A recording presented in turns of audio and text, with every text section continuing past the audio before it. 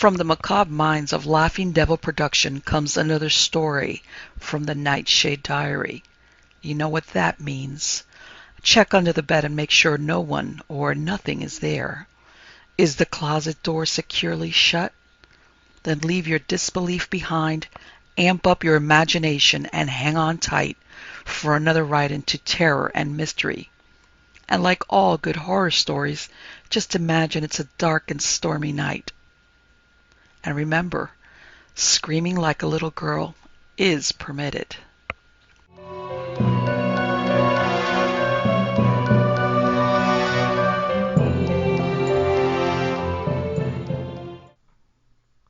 The Empty House by Algernon Blackwood. Certain houses, like certain persons, manage somehow to proclaim at once their character for evil. In the case of the latter, no particular feature need betray them. They may boast an open countenance, an ingenuous smile, and yet a little of their company leaves the unalterable conviction that there is something radically amiss with their being, that they are evil. Willy-nilly they seem to communicate an atmosphere of secret and wicked thoughts, which make those in their immediate neighborhood shrink from them as from a thing diseased. And perhaps with houses the same principle is operative, and it is the aroma of evil deeds committed under a particular roof, long after the actual doers have passed away, that makes the goose-flesh come and the hair rise. Something of the original passion of the evildoer, and of the horror felt by his victims, enters the heart of the innocent watcher, and he becomes suddenly conscious of tingling nerves, creeping skin, and a chilling of the blood. He is terror-stricken without apparent cause. There was manifestly nothing in the external appearance of this particular house to bear out the tales of the horror that was said to reign within. It was neither lonely nor unkempt. It stood crowded into a corner of the square, and looked exactly like the houses on either side of it. It had the same number of windows as its neighbors, the same balcony overlooking the gardens, the same white steps leading up to the heavy black front door, and in the rear there was the same narrow strip of green, with neat box borders, running up to the wall that divided it from the backs of the adjoining houses. Apparently, too, the number of chimney pots on the roof was the same, the breadth and angle of the eaves, and even the height of the dirty area railings. And yet this house in the square, that seemed precisely similar to its 50 ugly neighbors, was, as a matter of fact, entirely different, horribly different. Wherein lay this marked, invisible difference is impossible to say. It cannot be ascribed wholly to the imagination, because persons who had spent some time in the house, knowing nothing of the facts, had declared positively that certain rooms were so disagreeable they would rather die than enter them again, and that the atmosphere of the whole house produced in them symptoms of a genuine terror, while the series of innocent tenants who had tried to live in it, and been forced to decamp at the shortest possible notice, was indeed little less than a scandal in the town. When Shorthouse arrived to pay a week-end visit to his Aunt Julia in her little house on the sea-front at the other end of the town, he found her charged to the brim with mystery and excitement. He had only received her telegram that morning, and he had come anticipating boredom, but the moment he touched her hand and kissed her apple-skin wrinkled cheek, he caught the first wave of her electrical condition. The impression deepened when he learned that there were to be no other visitors, and that he had been telegraphed for with a very special object. Something was in the wind, and the something would doubtless bear fruit, for this elderly spinster aunt, with a mania for psychic research, had brains as well as willpower, and by hook or by crook she usually managed to accomplish her ends. The revelation was made soon after tea, when she sidled close up to him as they paced slowly along the seafront in the dusk. "I've got the keys," she announced in a delighted yet half awesome voice. "Got them till Monday." "The keys of the bathing machine, or?" he asked innocently, looking from the sea to the town. Nothing brought her so quickly to the point as feigning stupidity. Neither, she whispered. I've got the keys of the haunted house in the square, and I'm going there tonight. Shorthouse was conscious of the slightest possible tremor down his back. He dropped his teasing tone. Something in her voice and manner thrilled him. She was in earnest. But you can't go alone, he began. That's why I wired for you, she said with decision. He turned to look at her. The ugly, lined, enigmatical face was alive with excitement. There was the glow of genuine enthusiasm round it like a halo. The eyes shone. He caught another wave of her excitement, and a second tremor, more marked than the first, accompanied it. Thanks, Aunt Julia, he said politely. Thanks awfully. I should not dare to go quite alone, she went on, raising her voice, but with you I should enjoy it immensely. You're afraid of nothing, I know. Thanks so much, he said again. Is anything likely to happen? A great deal has happened, she whispered, though it's been most cleverly hushed up. 3 tenants have come and gone in the last few months, and the house is said to be empty for good now. In spite of himself, Shorthouse became interested. His aunt was so very much in earnest. The house is very old indeed, she went on, and the story, an unpleasant one, dates a long way back. It has to do with a murder committed by a jealous stableman who had some affair with a servant in the house. One night he managed to secret himself in the cellar, and when everyone was asleep, he crept upstairs to the servants' quarter, chased the girl down to the next landing, and before anyone could come to the rescue, threw her bodily over the banisters into the hall below. And the stableman was caught, I believe, and hanged for murder. But it all happened a century ago, and I have not been able to get more details of the story. Shorthouse now felt his interest thoroughly aroused, but though he was not particularly nervous for himself, he hesitated a little on his aunt's account. On one condition, he said at length. Nothing will prevent my going, she said firmly, but I may as well hear your condition. That you guarantee your power of self-control. If anything really horrible happens, I mean, that you are sure you won't get too frightened. Jim, she said scornfully, I'm not young. I know, nor are my nerves, but with you, I should be afraid of nothing in the world. This, of course, settled it, for Shorthouse had no pretensions to being other than a very ordinary young man, and an appeal to his vanity was irresistible. He agreed to go.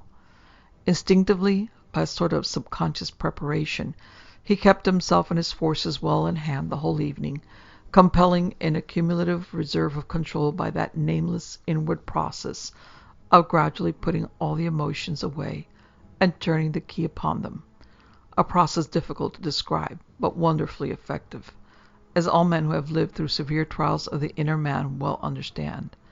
Later it stood him in good stead.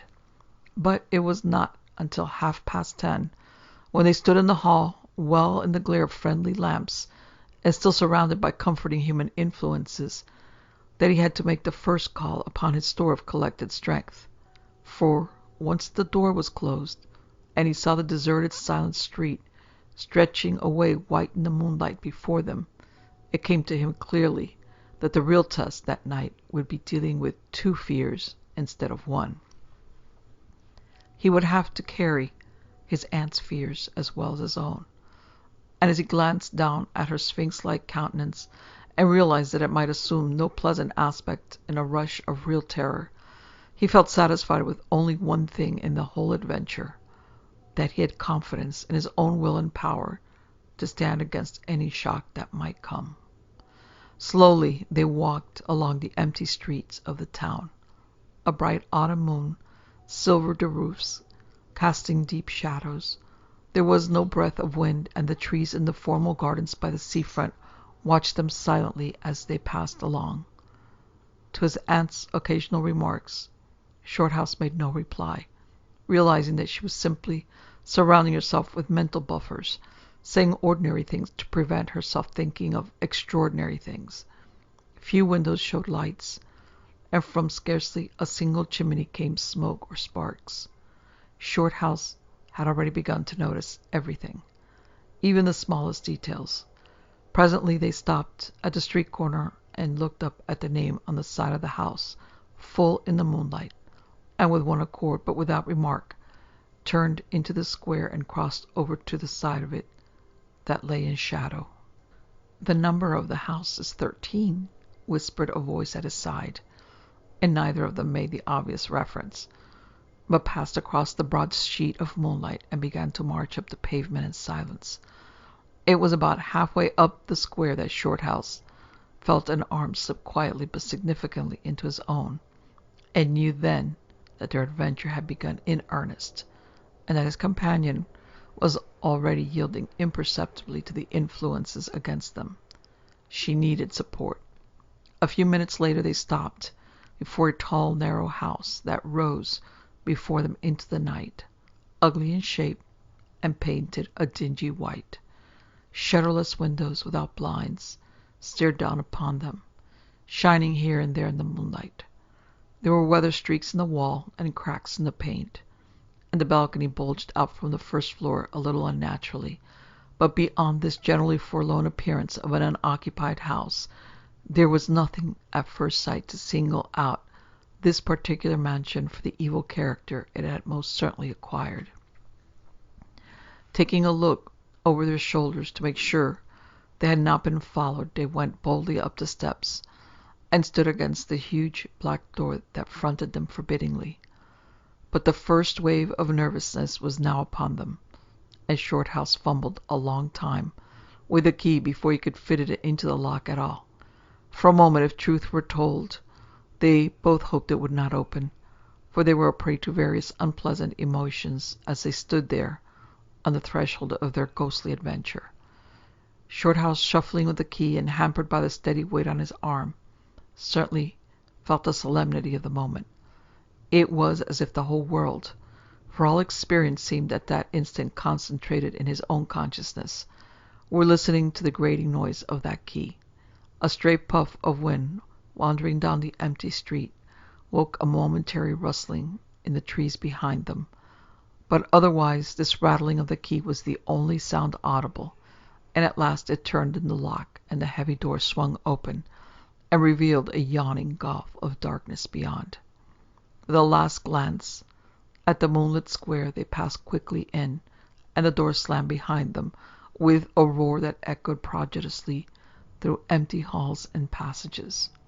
But instantly, with the echoes, another sound made itself heard, and Aunt Julia leaned suddenly so heavily upon him that he had to take a step backward to save himself from falling. A man had coughed close beside them, so close that it seemed they must have been actually by his side in the darkness. With the possibility of practical jokes in his mind, Shorthouse at once swung his heavy stick in the direction of the sound, but it met nothing more solid than air. He heard his aunt give a little gasp beside him. "There's someone here," she whispered. "I heard him." "Be quiet," he said sternly. "It was nothing but the noise of the front door." "Oh, get a light, quick," she added, as her nephew, fumbling with a box of matches, opened it upside down and let them fall with a rattle on the stone floor. The sound, however, was not repeated, and there was no evidence of retreating footsteps. In another minute they had a candle burning, using an empty end of a cigar case as a holder, and when the first flare had died down, he held the impromptu lamp aloft and surveyed the scene. And it was dreary enough in all conscience, for there is nothing more desolate in all the abodes of men than an unfurnished house dimly lit, silent and forsaken, and yet tenanted by rumor with the memories of evil and violent histories. They were standing in a wide hallway. On their left was the open door of a spacious dining room, and in front the hall ran, ever narrowing into a long dark passage that led apparently to the top of the kitchen stairs. The broad, uncarpeted staircase rose in a sweep before them, everywhere draped in shadows, except for a single spot, about halfway up, where the moonlight came in through the window and fell on a bright patch on the boards. This shaft of light shed a faint radiance above and below, lending to the objects within its reach a misty outline that was infinitely more suggestive and ghostly than complete darkness. Filtered moonlight always seemed to paint faces on the surrounding gloom, and as Shorthouse peered up into the well of darkness and thought of the countless empty rooms and passages in the upper part of the old house, he caught himself longing again for the safety of the moonlit square, or the cozy bright drawing room they had left an hour before. Then, realizing that these thoughts were dangerous, he thrust them away again and summoned all his energy for concentration on the present. "Aunt Julia," he said aloud, severely, "we must now go through the house from top to bottom and make a thorough search." The echoes of his voice died away slowly all over the building, and in the intense silence that followed, he turned to look at her. In the candlelight, he saw that her face was already ghastly pale, but she dropped his arm for a moment and said in a whisper, stepping close in front of him, "I agree. We must be sure there's no one hiding. That's the first thing." She spoke with evident effort, and he looked at her with admiration. "You feel quite sure of yourself? It's not too late." "I think so," she whispered, her eyes shifting nervously towards the shadows behind. "Quite sure. Only one thing." "What's that?" "You must never leave me alone for an instant. As long as you understand that any sound or appearance must be investigated at once, for to hesitate means to admit fear that is fatal." "Agreed," she said, a little shakily after a moment's hesitation. "I'll try." Arm in arm, Shorthouse holding the dripping candle and the stick, while his aunt carried the cloak over her shoulders. Figures of utter comedy to all but themselves, they began a systematic search. Stealthily walking on tiptoe and shading the candle lest it should betray their presence through the shutterless windows, they went first into the big dining room. There was not a stick of furniture to be seen. Bare walls, ugly mantelpieces, and empty grates stared at them. Everything, they felt, resented their intrusion, watching them, as it were with veiled eyes. Whispers followed them. Shadows flitted noiselessly to right and left. Something seemed ever at their back, watching, waiting an opportunity to do them injury. There was the inevitable sense that operations which went on when the room was empty had been temporarily suspended till they were well out of the way again. The whole dark interior of the old building seemed to become a malignant presence that rose up, warning them to desist and mind their own business. Every moment the strain on the nerves increased. Out of the gloomy dining room they passed through large folding doors into a sort of library or smoking room, wrapped equally in silence, darkness, and dust, and from this they regained the hall near the top of the back stairs. Here a pitch-black tunnel opened before them into the lower regions, and, it must be confessed, they hesitated, but only for a minute. With the worst of the night still to come, it was essential to turn from nothing. Aunt Julia stumbled at the top step of the dark descent, ill-lit by the flickering candle, and even Shorthouse felt at least half the decision go out of his legs. "Come on," he said peremptorily, and his voice ran on and lost itself in the dark, empty spaces below. "I'm coming," she faltered, catching his arm with unnecessary violence. They went a little unsteadily down the stone steps, a cold, damp air meeting them in the face, close and malodorous. The kitchen, into which the stairs led along a narrow passage, was large, with a lofty ceiling. Several doors opened out of it, some into cupboards with empty jars still standing on the shelves, and others into horrible little ghostly black offices, each colder and less inviting than the last. Black beetles scurried over the floor, and once, when they knocked against a deal table standing in a corner, something about the size of a cat jumped down with a rush and fled, scampering across the stone floor into the darkness. Everywhere there was a sense of recent occupation, an impression of sadness and gloom. Leaving the main kitchen, they next went towards the scullery. The door was standing ajar, and as they pushed it open to its full extent, Aunt Julia uttered a piercing scream, which she instantly tried to stifle by placing her hand over her mouth. For a second Shorthouse stood stock still, catching his breath. He felt as if his spine had suddenly become hollow, and someone had filled it with particles of ice. Facing them directly in their way between the doorposts stood the figure of a woman. She had disheveled hair and wildly staring eyes, and her face was terrified and white as death. She stood there motionless for the space of a single second. Then the candle flickered, and she was gone, gone utterly, and the door framed nothing but empty darkness. "Only the beastly jumping candlelight," he said quickly, in a voice that sounded like someone else's, and was only half under control. "Come on, Aunt. There's nothing there." He dragged her forward. With a clattering of feet and a great appearance of boldness, they went on. But over his body the skin moved as if crawling ants covered it, and he knew by the weight on his arm that he was supplying the force of locomotion for two. The scullery was cold, bare, and empty, more like a large prison cell than anything else. They went round it, tried the door into the yard and the windows, but found them all fastened securely. His aunt moved beside him like a person in a dream. Her eyes were tightly shut, and she seemed merely to follow the pressure of his arm. Her courage filled him with amazement. At the same time he noticed that a certain odd change had come over her face, a change which somehow evaded his power of analysis. "There's nothing here, Auntie," he repeated aloud quickly. "Let's go upstairs and see the rest of the house. Then we'll choose a room to wait up in." She followed him obediently, keeping close to his side, and they locked the kitchen door behind them. It was a relief to get up again. In the hall there was more light than before, for the moon had traveled a little further down the stairs.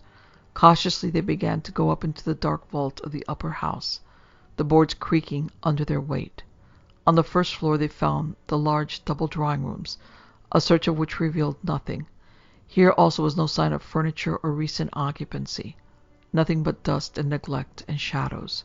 They opened the big folding doors between front and back drawing rooms, and then came out again to the landing and went on upstairs.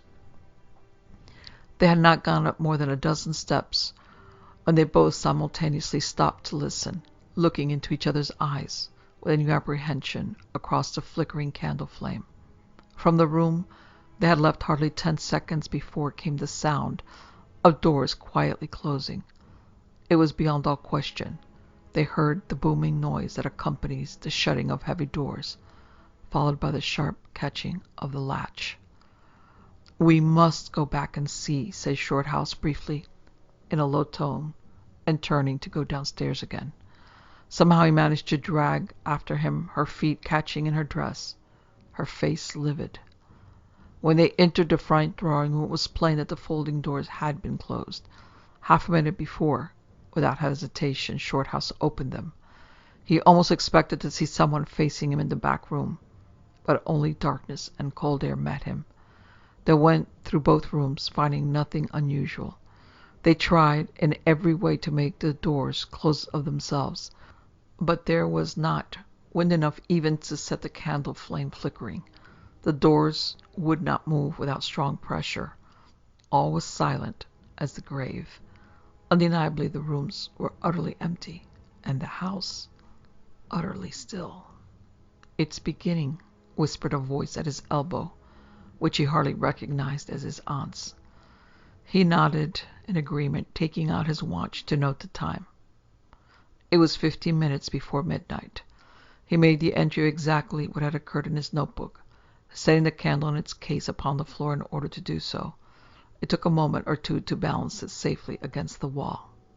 Aunt Julia always declared that at this moment she was not actually watching him, but had turned her head towards the inner room, where she fancied she heard something moving.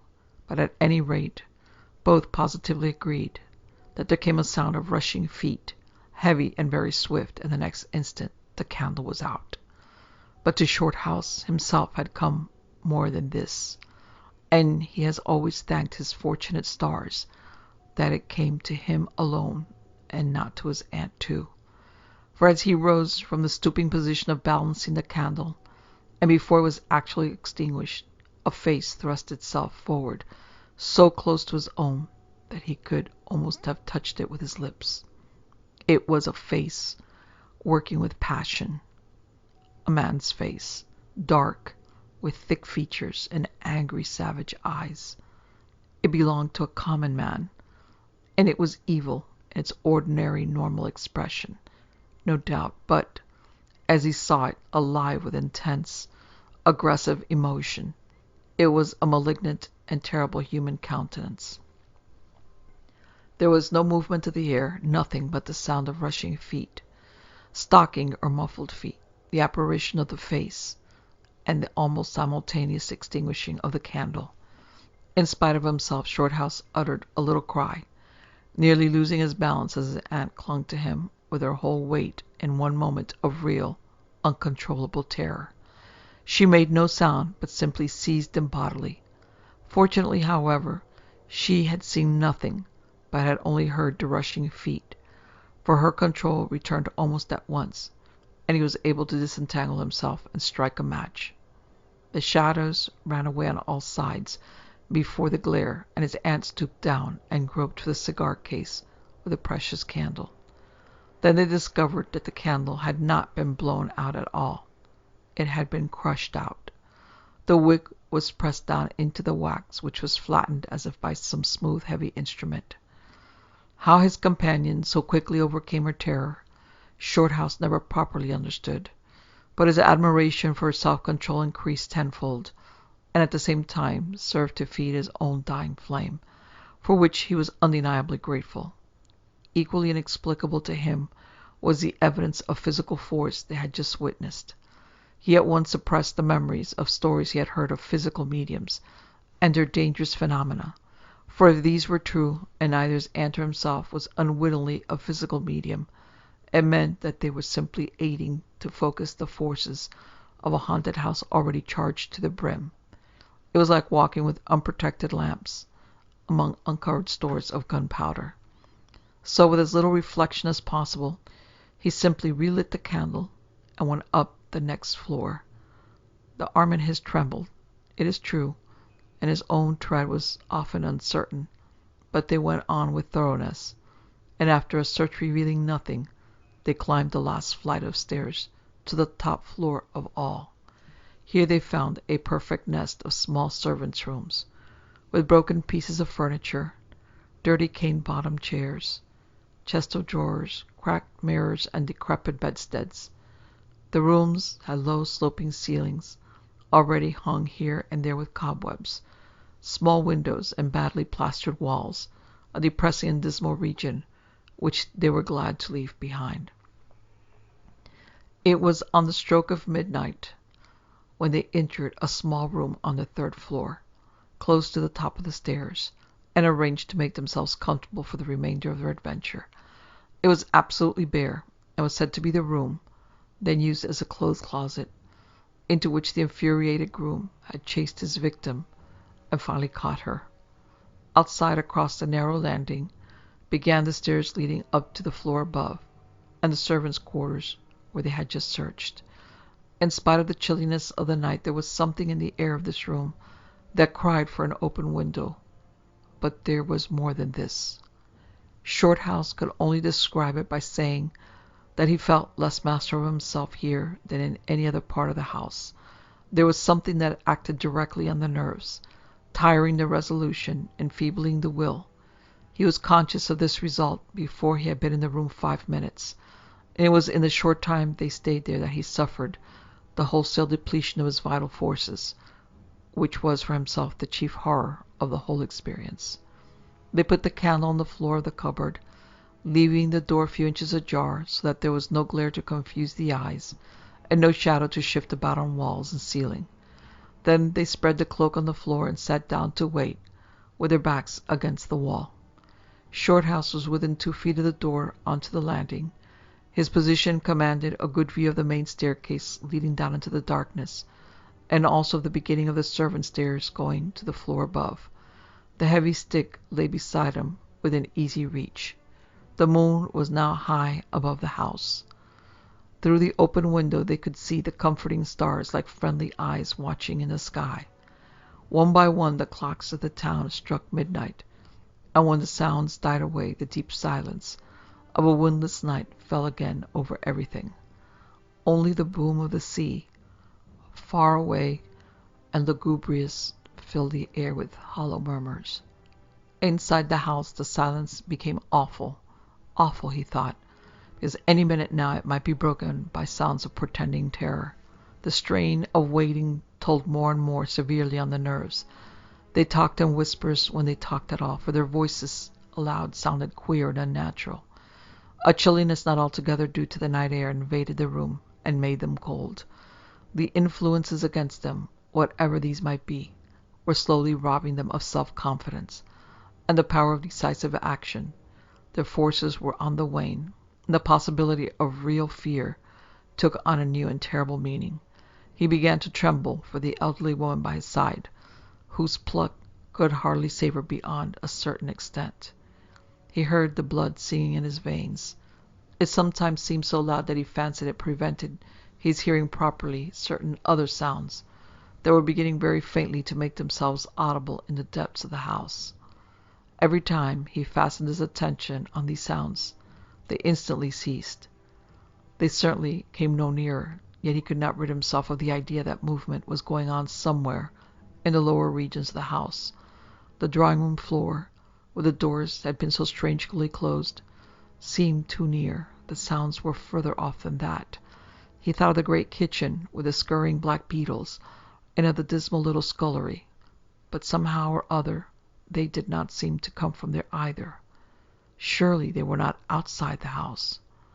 Then suddenly the truth flashed into his mind, and for the space of a minute he felt as if his blood had stopped flowing and turned to ice. The sounds were not downstairs at all. They were upstairs. Upstairs, somewhere among those horrid, gloomy little servants' rooms, with their bits of broken furniture, low ceilings, and cramped windows. Upstairs, where the victim had first been disturbed and stalked to her death. And the moment he discovered where the sounds were, he began to hear them more clearly. It was the sound of feet, moving stealthily along the passage overhead, in and out among the rooms, and past the furniture. He turned quickly to steal a glance at the motionless figure seated beside him, to note whether she had shared its discovery. The faint candlelight, coming through the crack in the cupboard door, threw her strongly marked face into vivid relief against the white of the wall. But it was something else that made him catch his breath and stare again. An extraordinary something had come into her face, and seemed to spread over her features like a mask.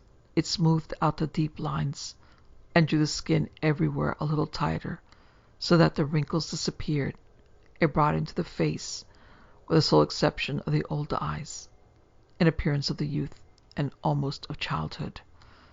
He stared in speechless amazement that was dangerously near to horror. It was his aunt's face indeed, but it was her face of 40 years ago, the vacant, innocent face of a girl. He had heard stories of that strange effect of terror which could wipe a human countenance clean of other emotions, obliterating all previous expressions, but he had never realized that it could be literally true, or could mean anything so simply horrible as what he now saw. For the dreadful signature of overmastering fear was written plainly in that utter vacancy of the girlish face beside him. And when, feeling his intense gaze, she turned to look at him, he instinctively closed his eyes tightly to shut out the sight. Yet when he turned a minute later, his feelings well in hand, he saw to his intense relief another expression. His aunt was smiling, and though the face was deathly white, the awful veil had lifted, and the normal look was returning. "Anything wrong?" was all he could think of to say at the moment, and the answer was eloquent, coming from such a woman.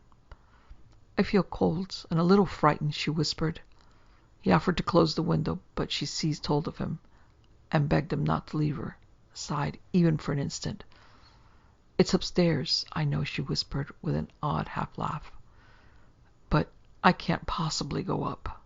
But Shorthouse thought otherwise, knowing that in action lay their best hope of self-control. They took the brandy flask and poured out a glass of neat spirit, stiff enough to help anybody over anything. She swallowed it with a little shiver. His only idea now was to get out of the house before her collapse became inevitable. But this could not safely be done by turning tail and running from the enemy. Inaction was no longer possible. Every minute he was growing less master of himself, and desperate, aggressive measures were imperative without further delay. Moreover, the action must be taken towards the enemy, not away from it. The climax, if necessary and unavoidable, would have to be faced boldly. He could do it now, but in 10 minutes he might not have the force left to act for himself, much less for both.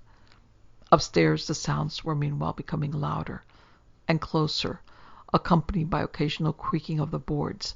Someone was moving stealthily about, stumbling now and then awkwardly against the furniture. Waiting a few moments to allow the tremendous dose of spirits to produce its effect, and knowing this would be but a short time under the circumstances, Shorthouse then quietly got on his feet, saying in a determined voice, "Now, Aunt Julia, we'll go upstairs and find out what all this noise is about. You must come too. It's what we agreed." He picked up a stick and went to the cupboard for the candle. A limp form rose shakily beside him, breathing hard, and he heard a voice say very faintly something about being ready to come. The woman's courage amazed him. It was so much greater than his own, and as they advanced holding aloft a dripping candle, some subtle force exhaled from this trembling, white-faced old woman at his side that was the true source of his inspiration. It held something really great that shamed him, and gave him the support without which he would have proved far less equal to the occasion. They crossed the dark landing, avoiding with their eyes the deep black space over the banisters. Then they began to mount the narrow staircase to meet the sounds, which minute by minute grew louder and louder. About halfway up the stairs, Aunt Julia stumbled and Shorthouse turned to catch her by the arm, and just at that moment there came a terrific crash in the servants' corridor overhead. It was instantly followed by a shrill, agonized scream that was a cry of terror and a cry for help melted into one. Before they could move aside or go down a single step, someone came rushing along the passage overhead, blundering horribly, racing madly at full speed, 3 steps at a time down the very staircase where they stood. The steps were light and uncertain, but close behind them sounded the heavier tread of another person, and the staircase seemed to shake. Shorthouse and his companion had time to flatten themselves against the wall when the jumble of flying steps was upon them, and 2 persons, with the slightest possible interval between them, dashed past at full speed. It was a perfect whirlwind of sound breaking in upon the midnight silence of the empty building. The 2 runners, pursuer and pursued, had passed clean through them where they stood, and already with a thud the boards below had received first one, then the other. Yet they had seen absolutely nothing, not a hand or arm or face, or even a shred of flying clothing. There came a second's pause. Then the first one, the lighter of the 2, obviously the pursued one, ran with uncertain footsteps into the little room which Shorthouse in his hand had just left. The heavier one followed. There was a sound of scuffling, gasping, and smothered screaming, and then out onto the landing came the step of a single person, treading weightily. A dead silence followed for the space of half a minute, and then was heard a rushing sound through the air. It was followed by a dull, crashing thud in the depths of the house below, on the stone floor of the hall. Utter silence reigned after. Nothing moved. The flame of the candle was steady. It had been steady the whole time, and the air had been undisturbed by any movement whatsoever. Palsied with terror, Aunt Julia, without waiting for her companion, began fumbling her way downstairs. She was crying gently to herself, and when Shorthouse put his arm around her and half carried her, he felt that she was trembling like a leaf. He went into the little room and picked up the cloak from the floor, and arm in arm, walking very slowly, without speaking a word or looking once behind them, they marched down the 3 flights into the hall. In the hall they saw nothing, but the whole way down the stairs they were conscious that someone followed them, step by step. When they went faster, it was left behind, and when they went more slowly, it caught them up. But never once did they look behind to see, and at each turning of the staircase They lowered their eyes for fear of the following horror they might see upon the stairs above. With trembling hands, Shorthouse opened the front door, and they walked out into the moonlight and drew a deep breath of the cool night air blowing in from the sea.